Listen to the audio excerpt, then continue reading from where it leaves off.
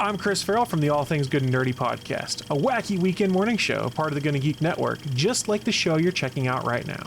Shows on the network are individually owned, and the opinions expressed may not reflect others.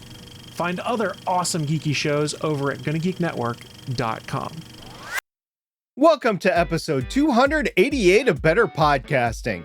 On this show, we continue our podcast media host discussion, talking to Chris Ferrell about his experiences with Podbean and Spotify for podcasters. But first, in this week's Better Podnerings, topics include even yet more Rodecaster Pro 2 problems. We also say farewell to Bob Heil. There's now iOS 17.4 transcripts and maybe a little OBS talk. And finally, in this week's Better Podback, we round up some Discord feedback, including one listener who is in Spotify disbelief, and an update on our Road Target Challenge. Lauren? Start the show now! This is Better Podcasting. We are hobby podcasters through and through, just like you. That's why we are different. We minimize the money talk so that you can focus on building a better podcast.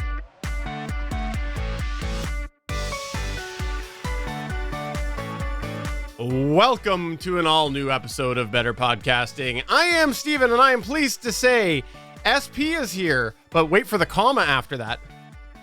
I am so glad to finally be on a podcast about podcasting with another podcaster that has 500 episodes under his belt. And Steven, you ain't it. And the comma is because Chris Ferrell is here as well. Hey, Chris. Are we trying to imply that quantity trumps quality? Because that would be the only way I would be on that echelon. I'm just saying, you have a show with over 500 episodes, right? 553 now, I think. Yeah, I have a show that's had over 500 episodes. That's just the two of us. Steven, no. Now, before we get into the Better Podnerings, Chris Ferrell, I know it was a long time ago that you were on this show, but let's let you introduce yourself a little bit to the Better Podcasting audience. What's your history with podcasting? Boy, it has been a while, hasn't it? But my history with podcasting is listen to podcasts for a long time. Then way back in April 2012, some friends and I started a little podcast called the All Things Good and Nerdy podcast. That was effectively then modeled after shows like Twit and things like that. There was a roundtable discussion of geeky things, and we've been doing that show ever since. And strangely enough, I'm the last of the original hosts of the All Things Good and Nerdy podcast, as two of our original hosts have since migrated out. And through doing that show, ended up meeting the guys you know here, Steven and SP. Put together the GonnaGeek network with these guys. We were a team, been doing the GonnaGeek show. I've been podcasting for ages, just on the hobby level, of course. None of my stuff is monetized. I've always kind of joked and be like, man, if I could find a way to monetize it just enough to pay all the bills, that's the dream. Because then it's still fun. Well, being a hobby podcaster is definitely being a legitimate podcaster, and don't let anybody tell you otherwise, Chris. If they want to tell me otherwise, I encourage them to tweet it at me, and I will have strong words for them in return. Well, thank you for joining us today. And if you are a fellow hobby podcaster like Chris Ferrell, well, you should definitely check out the GonnaGeek network, because we have a bunch of awesome GonnaGeek network members that are mostly all hobby podcasters. So please check that out there.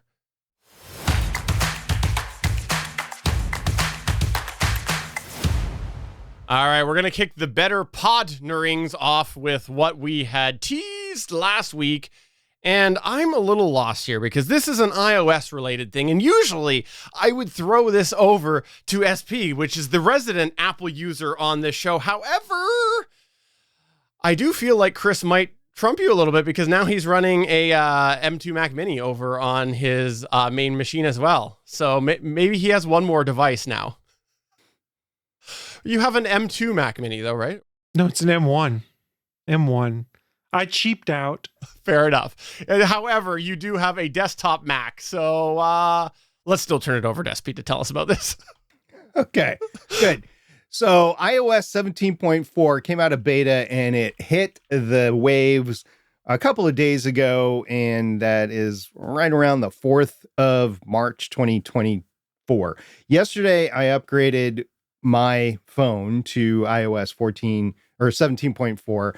And the reason was to get my phone to the point where I could get the new Apple Podcast app, which now has transcripts. I was really curious about how it was going to work, what it was going to look like, and that sort of stuff. Basically, when you go into an episode in Apple Podcasts on iOS 17.4, it's another screen in the episode view. And you can get to it by, the three dots, the menu dot, and it'll bring up transcript view. So you go into transcript. This is this long text thing that you can scroll through. It doesn't play with your episode. It doesn't play along like the words. It doesn't read along as it's going along, but it is a long text thing. Now, websites that you say are hyperlinked. Like right now, if I say betterpodcasting.com, it will be hyperlinked in the Apple Podcast transcript. And you can click it and you can go to that website. But if it's not a typical domain like a .net, .org, .gov, .com, it's not going to work. Last episode with Better Podcasting 287, we had a little segment like this on live.space. And we said live.space many times. And it actually put live.space in there, but it was not hyperlinked. So if it's not a normal domain name, it's not like it was one of the new custom ones, it's not going to have it in there. And space has been around for a while, so I'm kind of surprised it's not linked, but it's Apple. There is no speaker identification in the transcript. It's just one long, big transcript. And overall, it looks good for free. It's not too many errors as long as the speakers are intelligible and they're talking about normal words. Like last episode, we talked about a slang term for the store Target, the Target stores, and I called it Target because I grew up next to the first Target. We always called it Target back then, and I continue to call it Target now. Well, it actually put in the transcript charge. Like charge is what it did. I'm like, oh, okay. So it doesn't know Target. And I don't know if they're searchable, if the transcripts themselves are searchable, or if they're there for discovery or anything. I literally think they're in there to stave off a lawsuit, an accessibility lawsuit. And I think that's what Apple put them in there for. But now the transcripts are there. You can actually, as a podcaster, I didn't do this, but you can go in and you can download it, and then you can upload, you can correct it, and you can upload a corrected version. So if I wanted to put in Target for that one word, I could download it and then upload the corrected version. So that's available there. But just if you are out there podcasting and you just didn't know how to get into any of the smart transcript operations, you didn't want to pay for it or anything, they're free. And this is it. Just doesn't have speaker identification included. I'm really glad that this is happening because I do think even with those issues, this is huge. I think this is a big change for accessibility, like you said. And even if it's mostly for in-app for now, I know you mentioned the other way, but I think that this is a big hole that has now been closed because we never had transcripts for ours unless it was something automated. There have been automated live captions for a long time on some things like on the Android side of things, but in Apple Podcasts is massive. So this is great. And I'm glad to hear that it mostly worked except for your charge. So let's make sure we use lots of slang going forward. Chris, did you have a chance to try this yet on your iPad? So I don't use the Apple Podcasts app on the iPad because I found it underwhelming many years ago, and I've been using Pocket Casts because it works cross-platform between iOS, Android, and PC and things like that. While SP was describing what all was going on, though, I did pull up the App Store because, like Stephen mentioned, I'm on an M1 Mac Mini for my podcasting machine, which can run Apple, iPad OS, and iOS apps.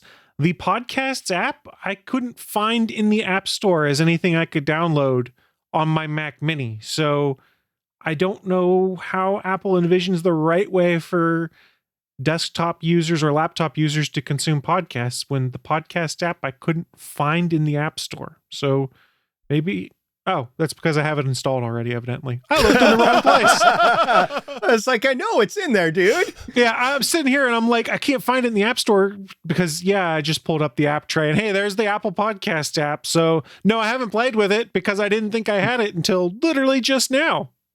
I'm a podcasting authority, everyone. It's okay. We know you still have your Apple desktop training wheels on. We'll let it go. Well, to be fair, like I said, it's not an app I use because I've been using Pocket Cast for years at this point. Fair enough.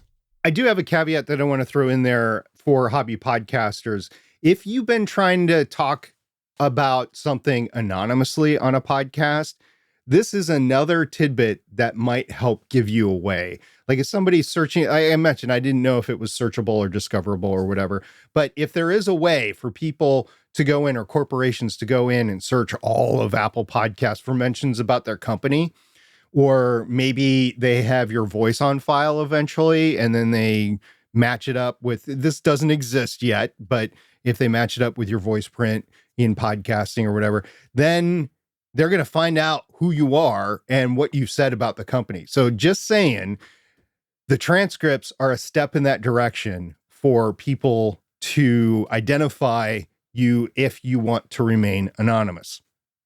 Now, the other aspect of this is monetization, where if you're advertising and an advertiser looks at your show, reads a couple of transcripts or throws it through AI and says, oh no, I don't approve of what they say or whatever, then you're just not going to get the ad deal. We don't talk about monetization here on this show. So I'm going to focus on the anonymousness of transcripts and how they could help give you away. And just throwing it out there. I don't podcast anonymously anymore. And I don't think you really can in this day and age, but if you think you can, this is just another step in the direction of, oh no, you can't. All right, well, we'll move on to some sad news, and this is about legendary Bob Heil. Yeah, I saw a bunch of posts on this. Bob Heil, of course, ran the Heil sound company, who's big in the ham radio aspect and wanted to bring that radio FM sound to ham radio. So he actually created a bunch of gear and a bunch of microphones that were made to bring in that, the boom FM sound in. And along the way of when podcasting started, there were some podcasters that started to use one of his microphones, which was the Heil PR40. And I believe it was Leo Laporte that really made it big in podcasting space. But there was a few years there, maybe even as much as 10 years that went by where you weren't an established podcaster unless you were, a professional podcaster or whatever, unless you were using a Heil PR40. And we had a chance to cross paths here and there on chats and on live streams and stuff like that. And, he just passed away this past week. So a lot of people owe a lot of their audio experience to Bob. And he had a lot of passion for rock and roll and audio and ham radio and broadcasting. So he will be missed, but he has left his imprint on the industries. And I will say that with an S on the end, industries, by his work over the years. So like I said, he will be missed. He was a character. If you ever actually go over to YouTube, because I know you can look up old streams of his. Mm-hmm. He is a character on any of the streams, always joking, always high energy, always just on. So I'll miss seeing Bob around. I am not using my Heil PL2T. However, it is sitting right over here for emergency use should I need it. And I would like to just give credit where credit is due. When I was looking for a scissor arm many years ago, I tried the Rode PSA 1, ran into a couple of issues in a row with squeakiness, and the Heil PL2T was there to save me after I gave up on that one. And I should have chosen this one to begin with.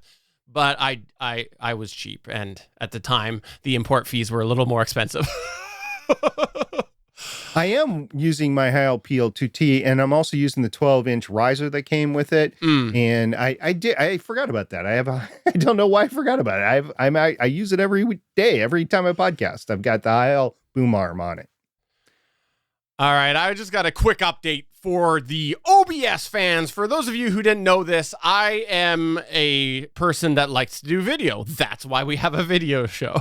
It's definitely not to see my ugly mug, definitely not that. However, I, for some reason, do video. And the way that I currently stream video is by using OBS to compile all the videos together and also, you know, capture audio at the same time, because you kind of got to do that if you're streaming out. And I decided this week I was going to experiment with the multi-track audio function of the OBS features. This is something that years ago I think I talked with Chris about a little bit, and I just never got around to. However, I decided I was going to give this a shot. And what this is doing is basically recording multiple different audio tracks within the video file that I'm recording. Now, here's the thing. This is not a new thing by any stretch of the imagination. It's been around for a long time. And also back when I was using XSplit, I had dabbled a little bit with that. But I decided I was going to give this a try so that I had a backup recording of myself. Because right now I am using a Rodecaster Pro original. And yes, that's my main audio recording, but if something goes wrong with that recording, I don't have a clean backup track. Yes, I could get the one from the video that is mixed in with SP week to week on this show, or he could send me my version, but that would be mixed in with the audio music we play live, the bumpers, the intros, and all that. So this here will allow me to isolate myself on an individual track, and I'm looking forward to seeing how it turns out. And I'm doing that using the ASIO drivers to grab just the channel that my microphone is connected into and feed it into a direct channel in OBS. And then I am pulling the participants in through Video Ninja, that's the streaming service we use to connect, and putting them on their own tracks. And then, like with my microphone, I'm using the ASIO driver to pull in the music track from the Rodecaster individually. And so in theory, at the end, I will have a multi-track video with all of those individual components so that if something goes wrong, I can go back to that. We'll see what problems creep up, but it is something that I thought I would start experimenting with as just a way to have an extra backup of my audio. And if you want to get more into the weeds, because there's some ways that I had to do that to combine it with the stream, come to our Discord at betterpodcasting.com/Discord, because yeah, I'd love to talk more with anybody interested in that. But this takes me perfectly, because I just explained a little bit about how I capture my device. I wanted to ask our guest, Chris Ferrell, about his audio setup, because I know recently you decided you were going to consolidate. You were going to pop out the mixer, get rid of it, make some changes, and I thought some of our audience might want to hear about your new setup, because it is a device that we've actually touched on, I think, on the Better Podcasting live chat a long time ago when somebody brought it up. So share what you've done to pare down your setup. Sure. So I had 4 or 8 channel mixer on my desk for many years, and when I upgraded my podcasting rig, said, okay, maybe it's time to get rid of some of the gear on here that I'm not using. And my setup had evolved so that I really wasn't using a soundboard that much anymore and needed to do multi-channel stuff. So I started looking around during one of the early Prime Day sales at, what's some alternatives? And I found on sale at the time, I don't remember what the sale price was. I could probably go look it up. I got the Vocaster Two, and I replaced pretty much everything I had on my desk with the Vocaster 2 that just plugs into the back of my Mac Mini that it's stored right next to. And everything's been pretty easy from that point forward. And I'm able to multi-channel record off the Vocaster 2, not in the same level that Steven is. My guests on the podcast are mixed into their own channel, and I have my own channel, so I don't get an individual channel for each set of guests. But I use that kind of as my primary backup for things. But for ATGN, we record all of that on StreamYard. So honestly, I rely 99% of the time on StreamYard, because it'll record each individual track for me in its own channels that I can then download and mix together as I need to. And I have local recordings I pull off on my Vocaster just as backups in case something goes wrong. And I think I've had to use the backup once because I ended the stream slightly earlier than I expected to. So that was the best way to go and pull that audio that I was missing that wasn't recorded by StreamYard. But I got to admit, guys, I'm a little lazy here and rely on StreamYard pretty heavily to handle all of my recording and just have a couple backups. Chris, when you say that you're recording off your Vocaster, it doesn't have a recording capability, does it? No, it doesn't. So I should clarify. I'm taking the channels off the Vocaster and plugging that into Audacity or not Reaper, Hindenburg. Sorry, because they have a bunch of FAQs on their site of how to set things up with Hindenburg. So I played around with that a little bit because I bought many years ago when they were doing one of their sales for like 99 cents to buy the full license for regular Hindenburg. I bought that and I hadn't played with it much. So I've played with that a little bit to do that recording locally. I will have to admit, though, that I default to Audacity most of the time when I'm doing audio editing, but my workflow's kind of changed. Little spoiler alert coming up because of my podcasting provider I've shifted to. So I've started primarily focusing on the video side of the things and then getting the audio out of that. And then also, Chris, you mentioned that you use the multi-track. Do you use the actual multi-track, or did you just use the single stereo track that comes out of StreamYard? So for StreamYard, I take the individual video feeds or the audio feeds if I'm doing audio that it records, and then I mix them together. I've been playing around a little bit with some other video editors because it'll output the video files that can just be easily imported, but I haven't shifted to doing that predominantly. So since I am a slacker and still learning things, most of my video editing is done in iMovie, which is not the most powerful tool, but gets the job done as I'm learning to use other video editing tools. Well, I appreciate you sharing that with our audience because I know that there's a balance that people have to strike between setup, what they want to achieve, physical space and all that. And when I heard you were making the change before, I was jealous of your newfound desk space. It is quite a bit of desk space. And honestly, I took an old laptop stand I had and I put the Mac Mini in the legs of the laptop stand. And on top of the laptop stand is where the Vocaster sits. So they're literally stacked on top of each other without, actually touching each other, so that it saves a lot more space. Because I originally was like, well, I can just set the Vocaster on the Mac Mini. I was like, I don't know if I want to set something directly on the PC that's sitting there, just because I'm paranoid. So it's suspended on a laptop stand above it. It works fairly well. Now, let's get to the part of the show where we're going to have to start creating a segment, I think, at this point, which is Rodecaster Pro 2 issues. So I bought the Rodecaster Pro 2. I purchased it in May of 2022. So it's not even been 2 years yet. About last year, this time, I had to RMA it because of the sound pad issues where they would play or not play or continue to play over and over again or whatever. And it was a known issue that Rode claimed was because of some faulty part that made it into the initial production run. And so I sent mine in, and as a show of good faith, they sent me one out as mine was shipping in. So I actually think I did have both of them in the studio here for like a day, but I shipped it out in a show of good faith. It was not going to work for me anyway. So I shipped it out, and I've been dealing with this. I think we determined at the time, if you go back to the episode that we did at the time, we determined that this was a refurbished unit. And the question was, is it going to hold up? And the answer is no, it is not going to hold up. You have to fast forward to March 2024. We are 22 months into me having the purchase.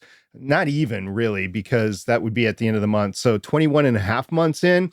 And while it is working and recording right now, it will be leaving the studio tomorrow because it has limited functionality. During Better Podcasting last week in episode 287, this was off camera and before we started, I was trying to transfer a file to the sound pads. And Steven could back me up on this. I was saying, oh, just wait. And I was trying to do something. And I was like, oh, this is not good. I think that is one of the things that I said. And then eventually I'm like, oh, let's just go. Let's do it. And I just left it alone. After we finished recording, I tried to load a sound into a sound pad and it didn't work. I tried to reset. It didn't work. I tried to reset through the central and it didn't work. The file was not going on there. I tried multiple files. I tried multiple sound pads. So I contacted Rode support that night. So 1 week ago today, 7 days ago today, I contacted Rode support, and it took them a day or two to get back to me. I think it was Friday by the time they actually got back to me the first time. And then it was this, we're going to wait a working day to respond to you each time. Ugh. It's been a little slow and frustrating that way. But I was instructed to perform a reset, which I did again, just in case they changed something. I made sure that my Rode Central software, which is the software on the computer, was updated. I made sure that the firmware was updated, and there was no update on either. I was current on both. And I did a reset on the machine. I tried to import the show and do the transfer to the pad. It didn't work. I tried just doing the same thing and creating a new show. It didn't work. Then I tried to accomplish the same reset using the software on Rode Central. And you can do it both ways, by the way. So then I tried to import the show and then use the Rode Central to transfer the sound pad over. It didn't work. What it would do is it would say, in every case, it would say that the file was transferred. It would change the color of the pad. But every time I tried to play it, it didn't play. So it didn't work. I tried multiple pads, multiple files, multiple times. So finally, after taking a video and giving it to Rode, was told yesterday to provide the information for an RMA. An hour before, just less than an hour before we were scheduled to record tonight, they got back to me with the RMA information. I have to pay for shipping. I am going to send it back because it's not working. And they said, we'll take a look at it. Depending on what it is, we will either repair it or we will send you a replacement. I think what's going to happen is the same thing. They're going to send me a refurbished unit. So let's go over some of the other issues that I've been having with this, because I know there's been a lot of reviews on the Rodecaster Pro 2, and there has been a lot of people that have had good things happen, but I just want to describe what's happening here. So there's a record of the not so good things that are going on. I was just going to say, I would love it if you would recap how you are currently on your second Rodecaster Pro 2 already, which was already a refurb, a short amount of time after you originally bought it, like, you know, within a month sort of period. I would love it if you would recap that history. Did they make you pay shipping on that one too? If I remember correctly, I think so, but I don't remember 100%. So the power button, I've heard some people have issues with the power button. I'm having almost an impossible time either turning it on or turning it off, which leads me to want to just leave it turned on. But then I'm worried about power spikes. So I have to turn it on and off. And it's just very, very frustrating. Like, really crank down on the button. I don't remember the first one being this bad. Really crank down on the button and then waiting 4 seconds, count to 4, and then releasing the button, and maybe it'll work, right? So the power button is hit or miss. When something could be going wrong with the hardware, or I don't think it's the software, because I've updated or reset the firmware several times. It froze the last time that I tried to save the show settings. Like, I imported the show, that worked fine, but then I tried to save it to a SD card or a new SD card, and it was just freezing every single time, and it was cutting out the USB to the computer. And then occasionally it has been freezing about 2 or 3 minutes into recording. I just chalked that up to, the gremlins or whatever. But now with everything else going on, I'm just going to throw that on the table, that I have witnessed it freezing 2 or 3 minutes into a recording. Fortunately, that hasn't been active in or podcast recording. It's been before, so I've been able to reset it and get it going again. Literally take the power cord out, put the power cord back in, reboot it, and then restart the recording. And it was fine after that every single time, but it's been happening. So next week, since I don't have another Rodecaster Pro 1, I don't have a DLZ Creator XS, I don't have a Zoom P8, I don't have a Mixcast 4, the Tascam Mixcast 4. All I've got is this sucker back here, the Zoom P4. So next week when we record, I'm just guessing because of shipping time, and then they're going to have time to look, probably about a month, I'm thinking, that I'm going to be without this thing, and I'll have to be podcasting through that Zoom P4. So a little bit frustrating. I do have a backup. I'm not going to be Well, we'll go over it next week when I'm on it, but Rodecaster Pro 2 troubles persist. Before we end the Better Podnerings, I just want to double tap something about that. This is 2 times you've had issues. And I want to say, I have enough gear that I am going to actively try to sell to fund a new mixer. And I cannot bring myself to want to buy the Rodecaster Pro 2 or the Rodecaster Duo just because of your issues. I'm making that clear right now. This is me not being a customer because of that.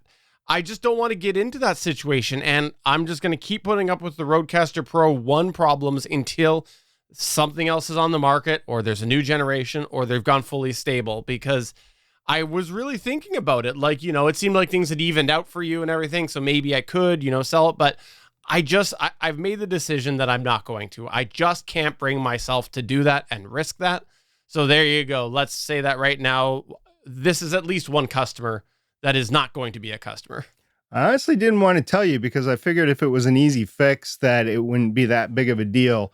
But when it started turning into more of a week-long saga, and then now it's going to be at least a month, if I'm guessing correctly, then yeah, I needed to tell you, and I needed to tell everybody else. I need to be honest about what's going on with this thing. I know there's been some reviews, some like almost 2-year reviews out there on YouTube. Yeah. I'm glad it's been working for you. I really am. I love it when it's working, but when it's not working, it's very frustrating. It's very frustrating because it's a singular piece of gear that I can't just swap part of it out.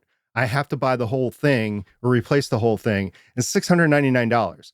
And as a podcaster, if you're planning on an RMA, like I said, this has to ship to California. It's got to get into their queue and then ship back. So I'm thinking it might be excessive, but a week for shipping on both ends, because I'm not paying for the good shipping, and I don't think they're paying for the good shipping. And then it's going to be in their queue. I don't know how big their queue is, so I'm just guessing that's another week. So it's at least 3 weeks. So yeah, if you're a podcaster and you're depending on this, like fortunately I have a backup. It's not as good, but I've got a backup. If you're depending on this to do your show, yeah, it's a lot of money to pay for something that might break. So at this point, would you say you have buyer's remorse then after having now your second issue, or is it more of I just drew the bad luck? That is a great question because like I said, when it works, it works. I don't have to worry about polywave.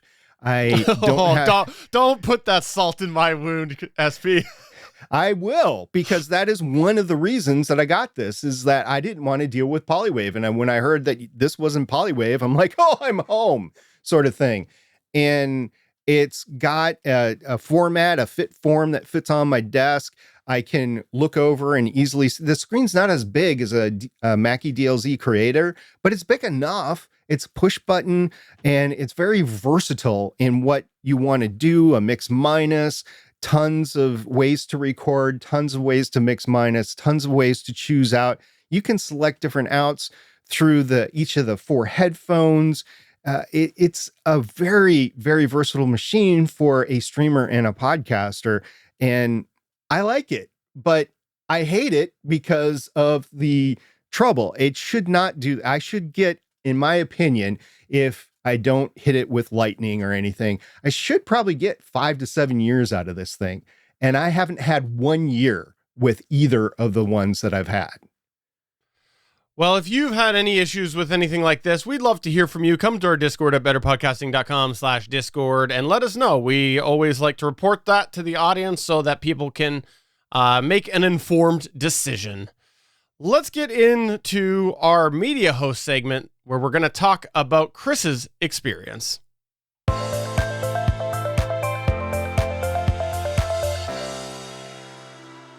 All right. We mentioned this. Chris Ferrell, he recently changed media hosts, and this seemed like a good opportunity for him to talk about it. And wouldn't you know, the one that he changed from was one we reviewed a couple weeks ago, and the one he changed to is the one we reviewed last week. So Chris Ferrell is the ideal podcaster. There is no other podcaster on this planet to be better positioned than to come on this show right now. No pressure, no pressure. All right. So, Chris, where did you switch from and where did you switch to? Tell a little bit about that. Yeah, so some background here is when All Things Good and Nerdy podcast started back in 2012, it was a very different world when it came to podcast hosts out there, and prices were a bit different than what we've seen compared to in today's world. So at that point in time, I remember when I did the initial research, most sites were either, to get the cheaper plans, were limiting you to X amount of hours per week or X amount of download bandwidth being used, things like that. So back in 2012, April 2012, we had picked Podbean to go with because at the time they were one of the cheapest unlimited hosting providers for audio. So the concept there was we could upload as much as we wanted and didn't matter how many downloads we got or how many episodes we uploaded in a given month, we were good to go. And in an effort to save money, I had used my PayPal account and just set up a recurring yearly subscription with Podbean. So I think at that point in time, it was like $99 a year for unlimited hosting via Podbean, which when I did all my pricing a decade plus ago, that was a pretty decent deal. Now that shifted a bit. We're now 12 plus years later from when that was. And things kind of changed a bit. We had some different considerations, and I started looking at some of our costs we had for the podcast. And it's a hobby podcast. It's not free to do, but it's relatively cheap. And the biggest cost for me at that point in time was hosting on Podbean. And I enjoyed the Podbean service. I never had any issues with it, but I went, I haven't really shopped around and looked at things. And I kind of made a realization that, well, if I move it to, I was thinking in my head, Anchor, because I remembered Anchor, and then went, oh, wait, Spotify bought Anchor, and then followed that thread to do a little research on Spotify for podcasts, in addition to some other providers that were out there. And honestly, I did some math in my head and went, well, if we migrate into our hosting at Spotify for podcasts, that doesn't cost me money. I can take that money we were paying for our subscription there, and I can apply it to another service that we wanted to use for streaming, because we've been playing around with the free version of StreamYard. And I said, well, if we do the paid version, that opens up some capabilities for us that I think might be helpful. And I said, shifting to the free hosting provider gives me that $100+ a year I was spending on that to then almost pay for a year's worth of StreamYard, pay a little bit extra for it to get the full year subscription. And I said, this is why I want to make that move, not because I'm unhappy with Podbean and the service I had there. Guys, there's no dirt to be gotten out of here where Chris is going to come in and trash Podbean as the former provider. I only really had one major quibble with them as we were going through this process, which we'll talk about as we get into this topic more. It was just, I could cut cost and shift that money to something else that helped my podcast.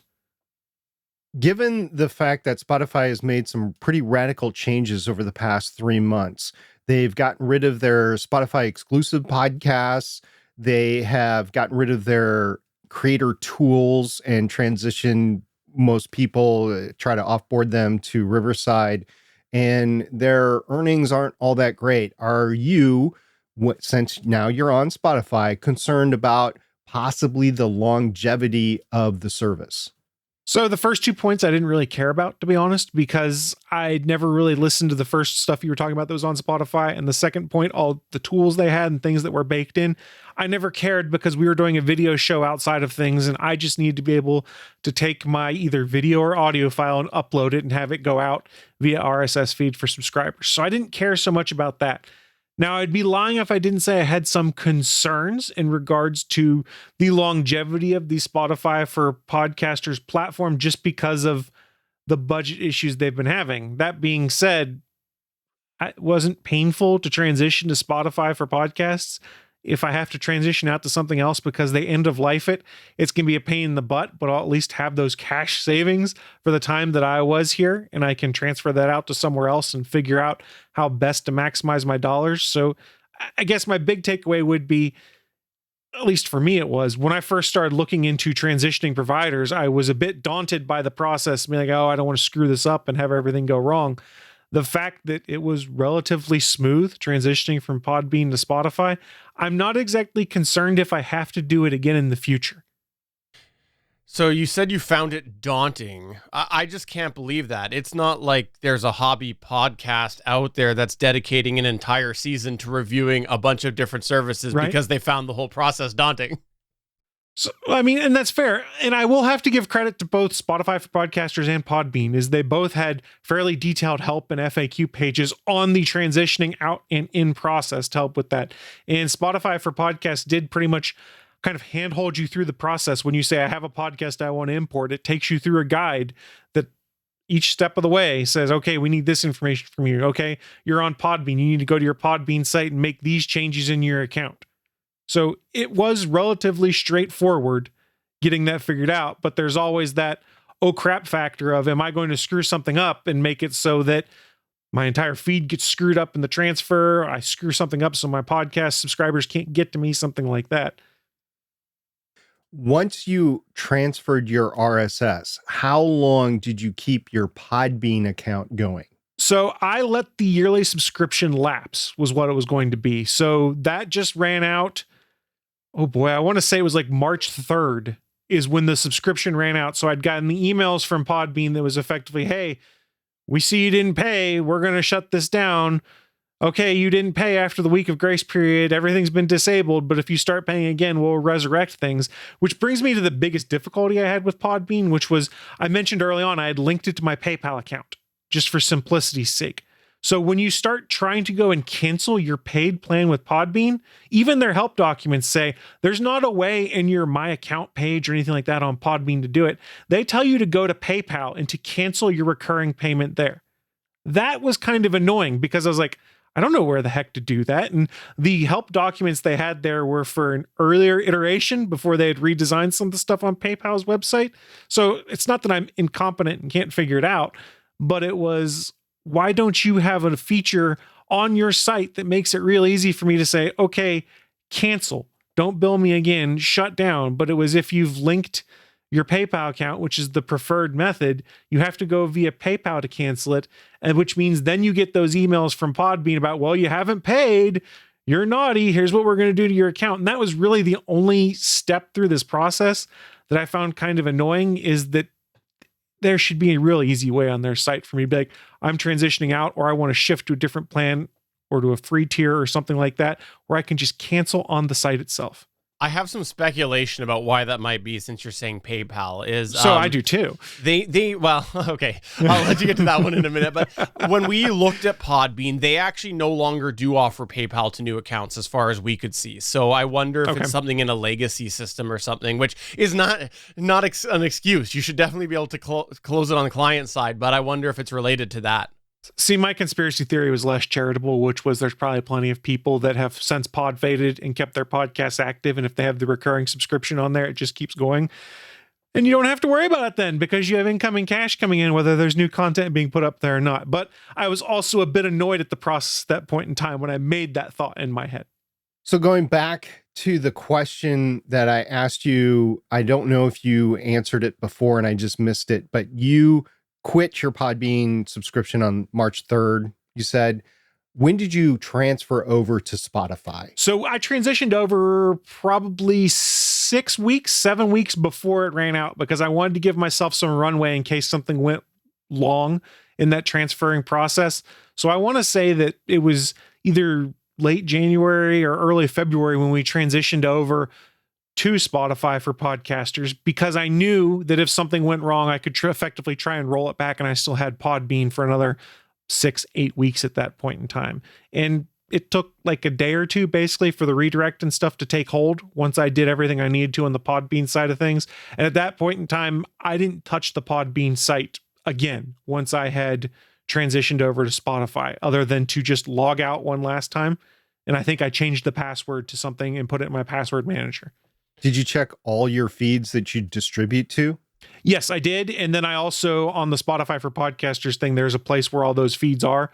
And I had linked in there too. And those had all migrated successfully. Some were quicker than others. It was honestly, Apple Podcasts was the slowest to pick up that the redirect was there from Podbean to Spotify. But it did, I want to say like 2 days after or so is when that happened. But I haven't noticed any places where the podcast feed is dead or it wasn't updating as it was supposed to. So to be clear, you just did the change by putting in basically a 301 redirect from Podbean to Spotify. You did not go into Podcasts Connect podbean.com with Apple and change your RSS there. Correct. Okay. In fact, it took me a while to remember what account I had used with Apple to put that podcast in there. And then I had weird hiccups of being able to try and log in. And by the time I logged in like a week later to check that, it was pointing at the right RSS feed for that podcast as near as I can remember. So perhaps when I made that change, I could have logged in and manually changed it in Podcast Connect, and I wouldn't have had to wait those 2 days it took for it to auto update itself and transition. I honestly just didn't think about it. And by the time I thought about it, it'd already been done automagically for me, for lack of a better term. At the risk of having to yell at some kids to get off my lawn by asking this question, which will show my age, you've been around in podcasting for a while, on Podbean for a while. So I think your first experience with Podbean probably predates a lot of those automatic submission tools that existed in Media Host for destinations. Did you have anything automatically submitted where you went into Podbean and you said, add me to this directory? So there were some things in Podbean that I believe I had come in later after the fact and made those connections there, but most of the stuff I had connected prior to those services being baked into Podbean. I want to say it was Amazon Music, actually. I think I did through their portal, but I'm not 100% sure on that. I honestly don't remember, and I guess I could log in and try and look, but I'm afraid I'll make my account active somehow again and start getting nagging emails. So is there anything that you had to manually account claim, like with Amazon, for example? Yes. If I'm remembering correctly, I did have to go through there and have it linked to the email address that was quoted in the RSS feed, then go to that email address that's quoted in the RSS feed and do some confirmation stuff on there, even through their automated process. From what I recall, I did have to do that. So going through the transition, do you have any recommendations for somebody that is transferring media host providers? I mean, the biggest recommendation would be before you actually hit the button to do anything, read through the help information on your former host on transitioning out and the new host you're going to on the process for transitioning in so that you know what you're getting into. It's not overly complex, but if you click the wrong thing or you do something in the wrong place, you don't want to put yourself in a bad state. So honestly, my biggest advice would be just read through the process, make sure you're comfortable before you start it, and then don't try and rush through it, because it's not like you have to get through this transition in, say, 10 minutes worth of time. You can take an hour, 2 hours if you wanted to step through the process. It doesn't take that long, but it gives you the time to make sure you're comfortable with it and doesn't give you anxiety as you're going through it. So what you're saying is what you should do is when you release a new episode, since you're in there already, just throw in the 301 redirect right after you release an episode. So honestly, I don't think I planned it this way. That's just kind of how it worked out. Is we normally, or at this time, we were releasing episodes on Sundays for ATGN. So I think I dropped the episode on a Sunday, and I don't think I did the transition until like Tuesday or Thursday that following week, just because that's how things worked out. I wish I could say I planned it that way. And in hindsight, perhaps I would, which is don't schedule your transition real close to the release of a new episode, either before or after, real close, just so that you have time for everything to redirect as it's supposed to, so that people aren't going, say I had done this on a Saturday, my redirects and updating media hosts, drop the new episode on Sunday. People are like, where the heck's my new episode of ATGN? Well, it's there on the new host, just the redirects haven't gone through all the way, so your feed doesn't see it, so then you think that we're slacking. Well, which you would be, but that's fair. I mean, I do have a reputation that precedes me. Is there anything that you miss about Podbean? So honestly, the biggest thing about Podbean that I miss, and this is probably a unique scenario, but I don't have a website built directly for the All Things Good and Nerdy podcast. And where Podbean helped is whenever you created your account on Podbean, they'd basically give you your podcast name.podbean.com as a website that was basically just a WordPress site that you could gimmick up and make look how you want. At one point in time, I'd put some tabs on it, one for our live feed, one for another tab that showed all the Creative Commons music and stuff that we used. So I effectively used the Podbean built-in website you get on their site to be our podcast's website. And I don't see where I get that with Spotify. I get a Spotify page for our podcast. So I wasn't quite sure where to redirect atgnpodcast.com to be honest, because there was no atgnpodcast.spotify.com or anything like that, similar to what I had with Podbean, that I could kind of change into my own thing. This is not a problem if you have your own website built for your podcast somewhere. I just kind of took the lazier route and used the free website that came with my hosting I had for Podbean. So honestly, what I did for ATGN Podcast is I just pointed that URL to our page on the GonnaGeek network at this point in time. Oh, that's so nice. You should thank whoever has that set up for you. Yeah, I mean, that was a pretty nice thing. So that's what I did in the interim, with the thought being that if I decide long-term to then stand up a separate ATGN podcast website, I can change where that feed goes to go there. So that was my biggest miss, for lack of a better term, when I left Podbean. And from what I could tell, many other providers, you'll get a similar thing, which is, for lack of a better term, a landing page at their domain where people can go and find that stuff. It's been mitigated, but it was a oh crap moment at first when I realized, I don't know where to point atgnpodcast.com to.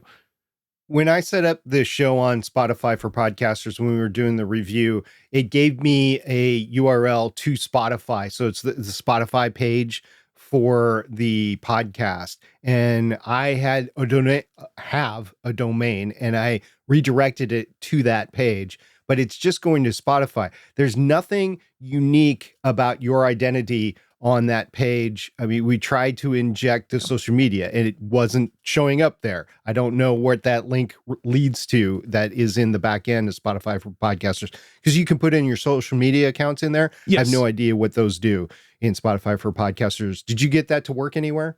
So I went and put in all of that social media contact information on there, which they didn't have a Threads site. So I still haven't made a Threads page for ATGN podcast at this point in time. So I probably should do that.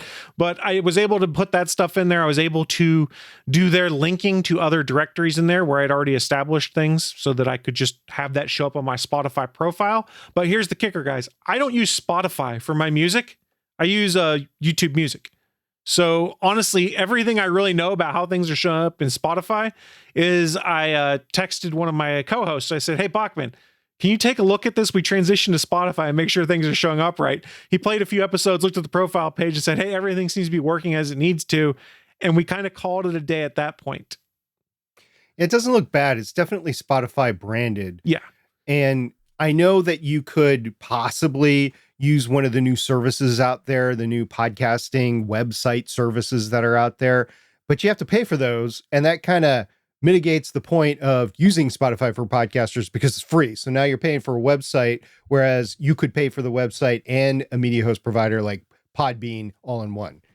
But at the same time, I'm not really, and this is going to be a controversial take here, I don't really know how much having that website has really helped me, other than when I literally pointed people there to go to our live page when it was on the ATGN podcast website that we had before. Because most people who were consuming the show weren't finding it by just going to atgnpodcast.com. It was, hey, I saw it in a Twitter feed. Hey, I saw it on YouTube. I saw it on social media here. And I looked up in my podcatcher of choice and caught it that way. There was nothing unique on our website to bring people in. It was literally just a place that we put all of our new episodes. And then I had a separate tab to do for live streaming, which again, isn't necessarily as needed in today's world where you can live stream these things via the company's apps. For instance, Podbean has a live stream capability. I never played with it myself because I was already live streaming via Twitch and YouTube and things like that. But there are a lot of podcasters that go live via Podbean's live effect, which again, doesn't have you going to your podcast website to find things. You're redirected through Podbean's app and website to wherever that feed is. And then it has a nice little subscribe button. So it doesn't surface your website. Yeah, as Google Podcasts sunsets, and we've been setting up these new shows as we're trying to check out these capabilities, these podcast media host providers. I've actually gone and looked at the data specifically from Buzzsprout, which publishes them, and Libsyn. Every once in a while, they'll talk about what are the percentages of where their podcasts are being played. And Podbean actually is creeping up. It's like at the 1.52% mark lately, which is actually big when you think about it, when you take a look at what are the big players and what are their percentages are. And then it's at the top of the pack underneath like the big four. And that's pretty cool. And then Castbox is the other one that's about the same. So Podbean is turning into a destination. I didn't realize that you could like place shows through them, even if you don't host through them. So it's more of a player or destination, kind of like iTunes was or Apple Podcasts than a media host provider. But I get their play there, which is if I can host through there live streams and I can consume podcasts through there, that means I use the one Podbean app for everything, which means Podbean then gets the information of what I'm consuming, plus potentially has me as a subscriber rather for the shows I'm putting out through there. So it kind of makes them a one-stop app for a podcaster in that case. Meanwhile, you've got folks like me who have been using Beyond Pod many years ago, and when it started to suck, then went to Pocket Cast, who are so used to our podcast player of choice that the thought of why would I switch to a different app to do this, it makes me break out in hives because I'm so used to what I'm used to. Yeah, you don't want to see Chris broken out in hives. No, nobody wants to see that.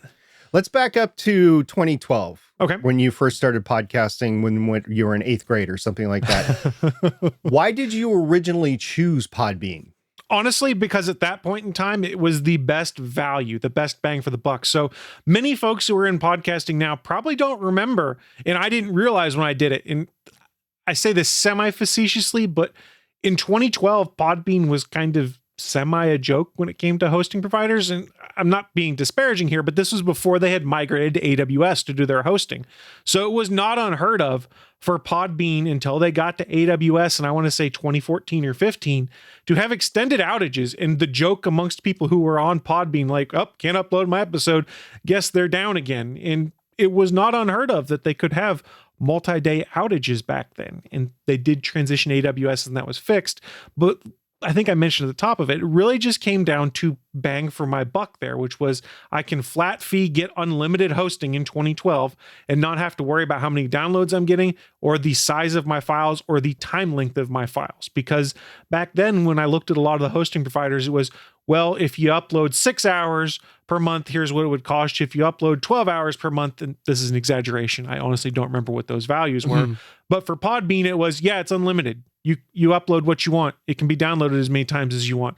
You can remove things and replace them if there's a problem with it. So that was the easiest way to do it. I mean, and even then, it was semi clunky at that point in time. Like the web interface for uploading stuff didn't always work right. So I was using an FTP client to upload episodes because that was the easiest, most stable way to get it somewhere so that I could do things.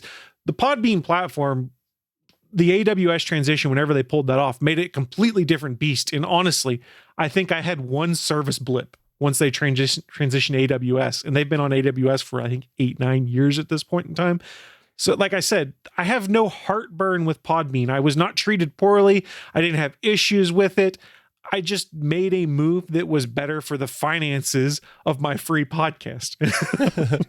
To get a little techie, it's not just where your episodes are being hosted and if it's up or down. It's also the CDN architecture behind everything. So when you're looking at a podcast media host provider, it's not just are they reliable because their servers are up or down. It's also the CDN that they choose to use as well. It's not a criteria that we use. It's a little bit too techie, but it could be an issue with whoever you choose. Yeah. And to be fair to them, once they made their transition and started doing everything through AWS, I think the only time I had problems is when there was an AWS issue, not a Podbean issue.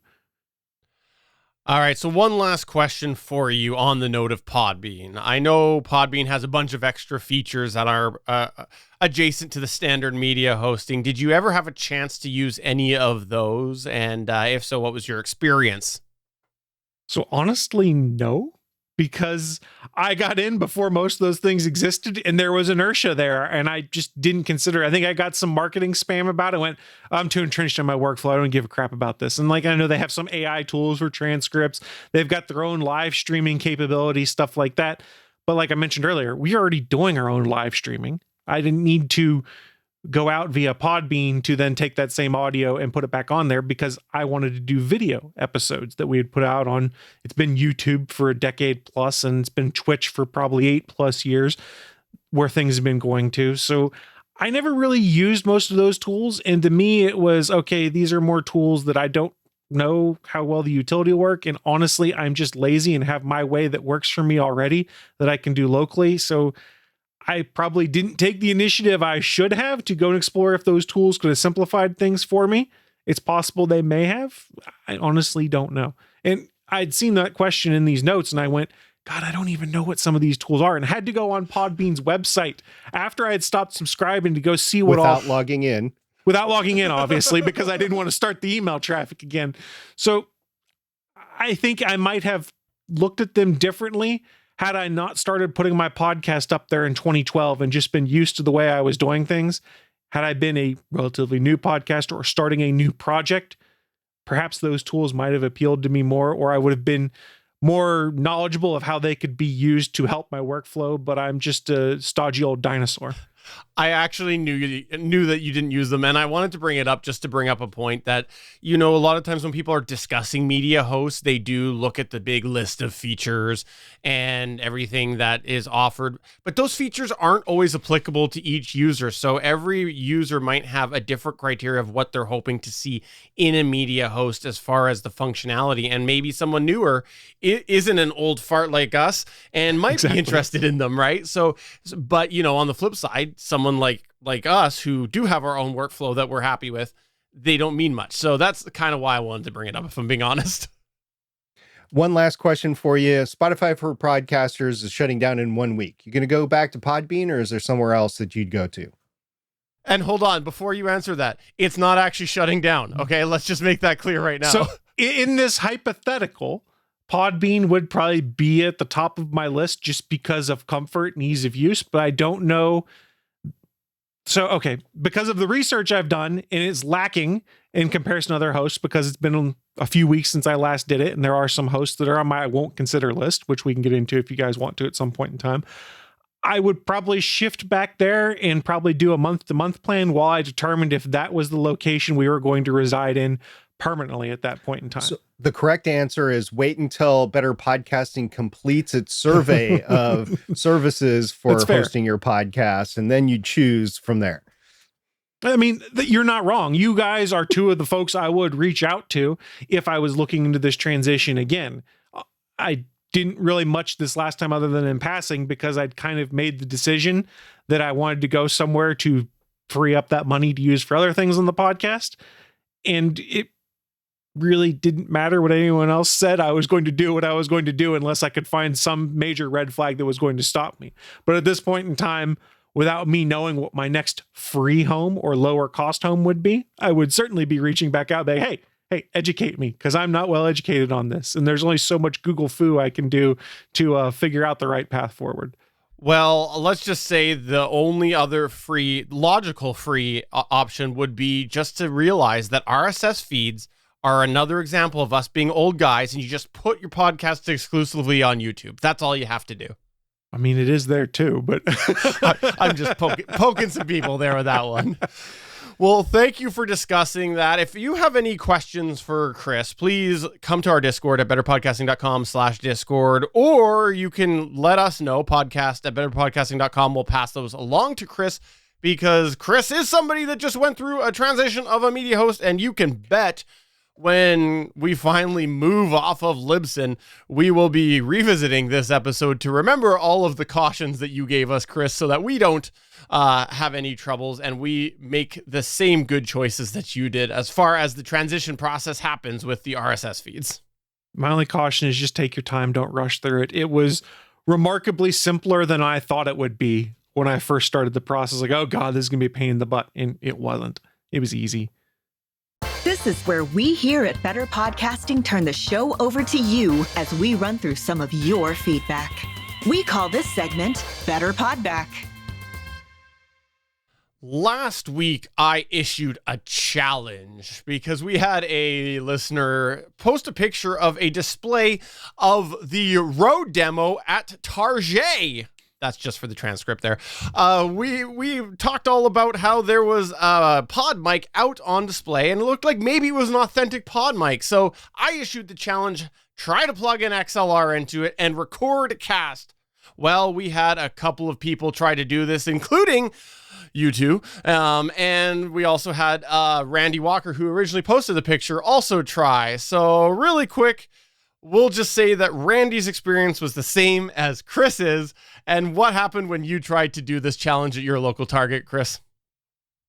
The security wiring that's hooked into it is screwed into a base that is screwed into the bottom of the microphone, which obscures the XLR input enough that you're not going to be able to even try and plug it in to do so. And I'm not 100% sure that the mic is a working mic, but more just a decent replica.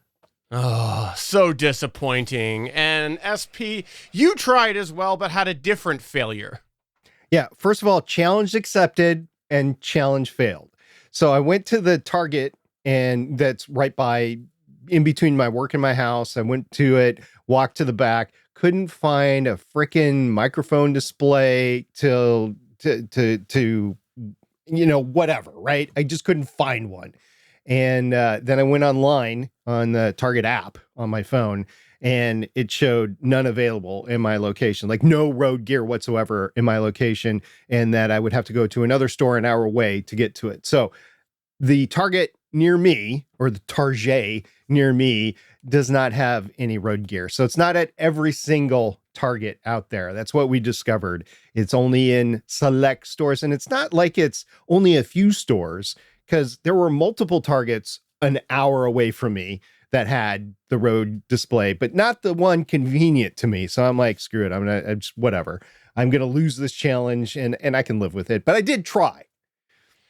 You found that there was a Best Buy that was within shot that had some Rode gear. And this actually spurred a little bit of back and forth between the three of us in a group chat behind the scenes. And there was a demo there that you had found, or not a demo, a display case that inside had a Rodecaster Duo in it that you could have purchased should you had wanted to, right? Yeah, it's there. Matter of fact, when I, RMA this, I had been half considering going to Best Buy and picking that one up so I would have something in studio. But I thought, well, no, I don't want to have two Rodecasters that have possibly the same issue with them. So I decided not to. But yeah, it was there. My Best Buy apparently is not all that well stocked, and it's not doing all that great, guys. I gotta say, I'm kind of curious as to whether it's gonna last through 2024 from what I saw. But not only was there a display for Rode, but there was also a display for Logitech, which includes the blue line. There was a display for Samsung. Now, out of the three, they were all sad looking. The best one was probably the blue one. So if I wanted a Logitech Yeti, or whatever they're called now, I could go to the store and pick one up right now after we're done podcasting, but I don't. So those were the three displays. And like I said, it was pretty sad. I sent you guys pictures, and I think you'd agree. It was pretty sad. Yeah. This spurred me to look at my Best Buy, and I have to say, I was surprised. I think I won the available gear challenge on that, because there was an SM7B regularly available, an SM67, there was an MV7, then in a whole other display, there was a bunch of the Logitech gear, the ones that were actually labeled as the blue products with the Yetis and whatnot, but also there was around the corner some actual dedicated Rode gear and some Mackie gear, and then the Logitech streaming series that looked like almost a Yeti and also almost a Snowball, and then there was a bunch of Elgato stuff as well. So I was shocked, actually, what I found in my Best Buy. So, if ever I need to go down and buy some of that for some reason, which I probably wouldn't given the boxes of gear I have, but if I did, I know that it's there. I say you won the challenge. You won your own challenge, and I think that should be illegal. You won, but you still failed because no one could record. Yeah, I still challenge. I still think maybe if it's real, someone can modify an XLR cable. Give it a shot. The next piece of feedback we wanted to mention, there was Damien the DM had Spotify disbelief. He had listened to our last episode, and after we talked about the history of Anchor and Spotify, he said, wait, what? I'm sorry, when did I go into stasis? Spotify has owned Anchor for 5 years already? So yeah, there you go. Disbelief. I was in disbelief. That's why I did all the history investigation before we did the episode. I'm like, oh my gosh, that's so long ago. And the last thing that we're going to mention right now is that there was some Rodecaster Pro OG talk actually in our Discord. When I hooked up the Rodecaster Pro OG last week, I did decide to disconnect the Mixcast and hook up the Rodecaster Pro original. I just got tired of the polywaves and a couple other things. Well, this is a polywave, but it's easier. Anyways, I noticed that the back of the Rodecaster Pro has a spec printed on it that says 15 volts at 1 amp. And then I noticed my adapter said 12 volts at 5 amps. Ooh. And I was like, what? So then I posted in our Discord to ask if anybody else had it. And meanwhile, I looked up the spec sheet on the Rode website, and it actually says it's issued from 12 to, or it's capable of 12 to 15 volts. So, not undervolting my gear.